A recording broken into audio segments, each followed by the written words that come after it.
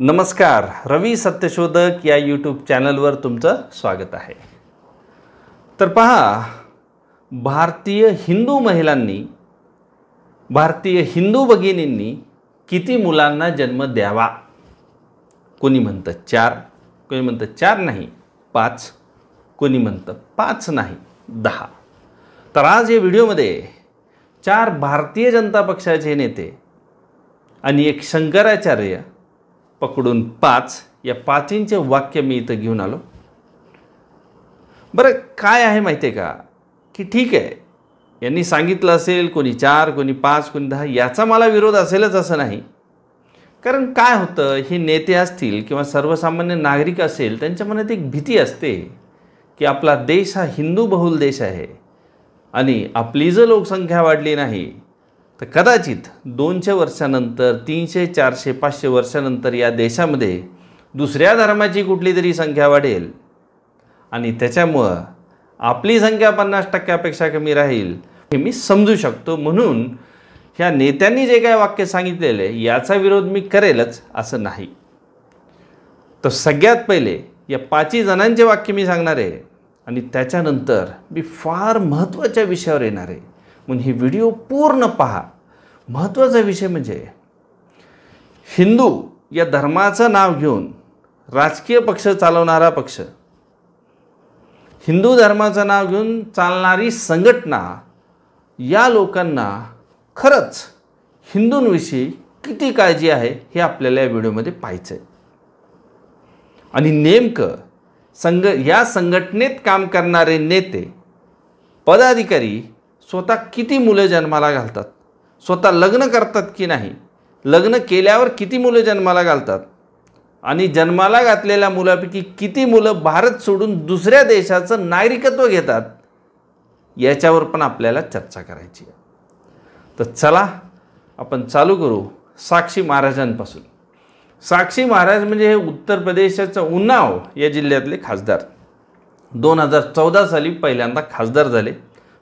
2015 सालातलं त्यांचं एक वाक्य आहे आणि ते वाक्य फार प्रसिद्ध आहे आणि त्या वाक्यामुळेच देशभर त्यांना सर्वसामान्य लोकसुद्धा ओळखायला लागले। ते वाक्य होतं जानेवारी 2015 मधलं। त्यांनी सांगितलं, हिंदू धर्माचे रक्षण करण्यासाठी 4 मुले जन्माला घाला। आणि हे वाक्य सांगितल्यानंतर 2019 मध्ये जी खासदारकीची निवडणूक झाली, या निवडणुकीमध्ये ते प्रचंड मताने विजय झाले। म्हणजे आज सुद्धा ते खासदार आहेत 2024 मध्ये सुद्धा। दुसरं म्हणजे साक्षी महाराजांनी जे वाक्य सांगितलं त्याच्यानंतर बरोबर एका आठवड्याने त्याच जानेवारी 2015 महिन्यामध्ये एक भारतीय जनता पक्षाचे पश्चिम बंगालचे खासदार, म्हणजे साक्षी महाराज सुद्धा भारतीय जनता पक्षातलेच आहेत आणि भारतीय जनता पक्षाचे पश्चिम बंगालमधले नेते श्यामल गोस्वामी, तर ह्यांनी सुद्धा एक वाक्य सांगितलं की ते म्हणले 4 नाही, हिंदू महिलांनी 5 मुलांना जन्म द्यावा। पण त्यांनी अजून एक गोष्ट सांगितली की मला चुकीचं ठरवू नका आणि जर असं झालं नाही तर भविष्यामध्ये हिंदू बहुल देश राहणार नाही, दुसऱ्या धर्माची संख्या जास्त वाढेल, असं त्यांनी तळमळीने सांगितलं। म्हणून मी म्हणतो, मी यांच्या वाक्यांना माझा विरोध असेलच असं नाही, हे त्याच महिन्यातलं वाक्य। त्याच्यानंतर बरोबर 2 ते 3 दिवसांनी जे शंकराचार्य आहेत त्यांचं एक वाक्य फार प्रसिद्ध आहे। शंकराचार्य वासुदेवानंद यांनी एक वाक्य सांगितलं, ते म्हणले की हिंदू महिलांनी 10 मुलांना जन्म द्यावा। म्हणजे हिंदू महिलांनी 10 मुलांना जन्म द्यावा आणि म्हणजेच आपण मोदींना परत पंतप्रधान करू शकतो। तर ह्या वाक्याशी मी काही सहमत नाही, कारण हे वाक्य जानेवारी 2015चं आहे। जरी 10 मुलांना जन्म द्यायचा असेल, एक मुलगा झाला 2016 मध्ये, जेव्हा त्याला मतदानाचा हक्क भेटेल 18 वर्षानंतर, ते वय असेल, ते साल असेल 2034 मध्ये आमचे मोदी साहेब असतील 84-85 वर्षाचे, मग एक मतदान फक्त तिथे वाढेल। म्हणून ह्या वाक्याला काही लॉजिक आहे असं मला वाटत नाही। पण त्याच्यानंतर आता केस आहे 2018 सालची, परत तोच पक्ष भारतीय जनता पक्ष, उत्तर प्रदेशातले बलिया मतदारसंघातले आमदार, बलिया जिल्ह्यातले आमदार, त्यांनी एक वाक्य सांगितलं, त्यांचं नाव आहे सुरेंद्र सिंग। तर सुरेंद्र सिंग म्हणाले की 5 मुलं पाहिजेत, म्हणजे हिंदू महिलांनी 5 मुलांना जन्म द्यावा। आणि त्यांनी फार क्लिअरली सांगितलं आहे, 2 वडिलांसाठी, 2 आईसाठी आणि एक एक्स्ट्रा म्हणजे एक सरप्लस, म्हणजे असं त्यांनी सांगितलं 5 मुलांना जन्म द्यावा. हे वाक्य केव्हाचं आहे त्यांचं? हे वाक्य आहे 2018 जुलै 2018 मधलं. आणि त्याच्यानंतर आत्ता जानेवारी 2024 मधले राजस्थानचे जे मंत्री आहेत, भारतीय जनता पक्षाचे आमदार, लहानपणीपासून RSS मध्ये काम करत होते असं ऐकलं, आणि ते गरीबसुद्धा आहेत असं मी ऐकलं, म्हणजे इकॉनॉमिकली आर्थिकदृष्ट्या गरीब आहे असं मी ऐकलं. त्यांचं नाव आहे बाबूलाल खराडी. तर बाबूलाल खराडी म्हणले तर खूप बच्चे होणे दो, म्हणजे भरपूर मुलं होऊ द्या, काही काळजी करू नका, मोदी साहेब पंतप्रधान आहेत, मोदी साहेब घर देणार सगळ्यांना, गॅससुद्धा मोदी साहेब स्वस्त देणार, हे यांचं वाक्य आहे. तर हे जे बाबूलाल खराडी आहेत यांना 2 बायका आणि 8 मुलं आहेत.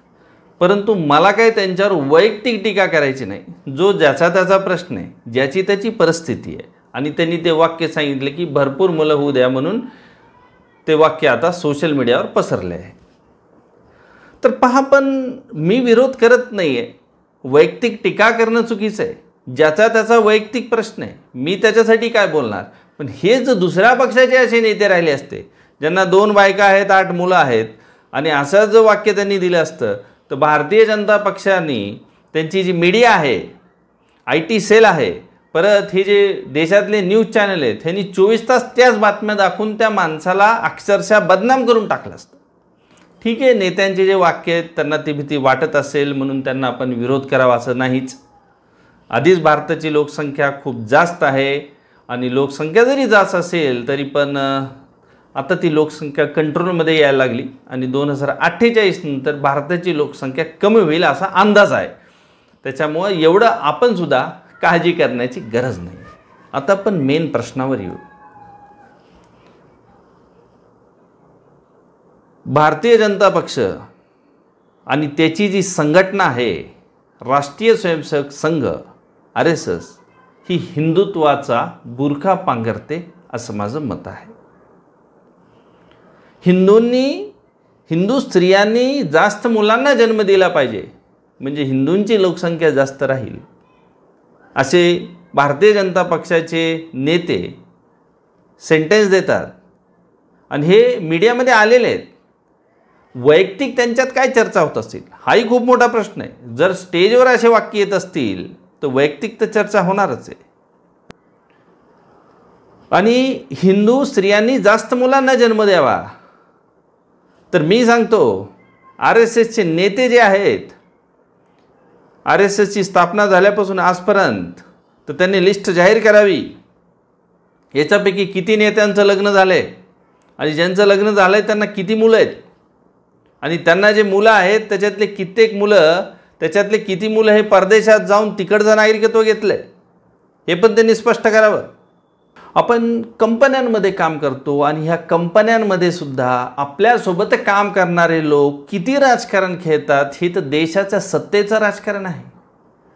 आणि त्याच्यामुळं धर्मावर जे राजकारण चालत असेल तर प्रत्येकजण इथं संधी पाहतो, धर्माविषयी किती तळमळ आहे किंवा धर्माविषयी किती तळमळ असेल असं नाही.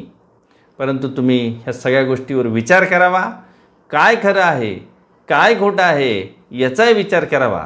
व्हिडिओ आवडली असेल तर नक्की लाईक करा, कमेंट करा, तुमच्या नातेवाईकांपर्यंत, मित्रांपर्यंत ही व्हिडिओ पोहोचवा. Thank you very much.